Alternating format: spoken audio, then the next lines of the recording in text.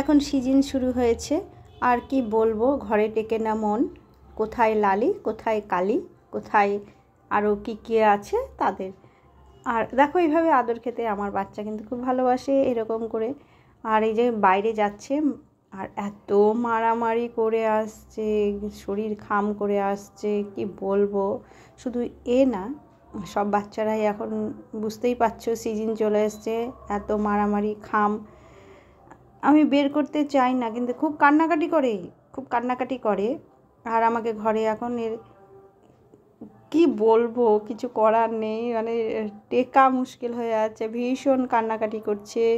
সে বিভিন্ন ধরনের যারা পোষ্য, যারা এরকম রাখে। আর দেখো প্রবলেম আছে এর, কাজু এরকম ছিল না। আর এর কিন্তু শারীরিক প্রবলেম আছে, দেখতেই পারছো, একটু নার্ভের প্রবলেম আছে, কামড়াকামড়ি করতে পারে না আমার বাচ্চাটা। এটা কামড়াকামড়ি করতে পারে না, মারটা খেয়ে চলে আসে।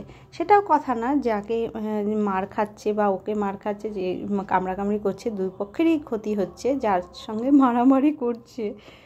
কি করা যাবে বলো। আর এত কান্নাকাটি করছে কালি লালির জন্য। তখন একটু করে ছাড়ি, যে যা খেলা করে আয়গা, সবারই তো একটা শখ আছে।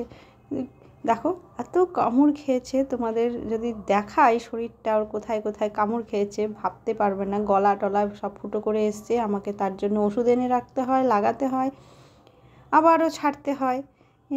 আমি আর পারছি না, আমি নাজেহাল হয়ে যাই। এই যে এদের মানে এত দুষ্টু, এত দুষ্টু, কি বলবো। সবাই দুষ্টুমি করে, সবারই একটা মন আছে বলে কথা, জোর করে তো লাভ নেই।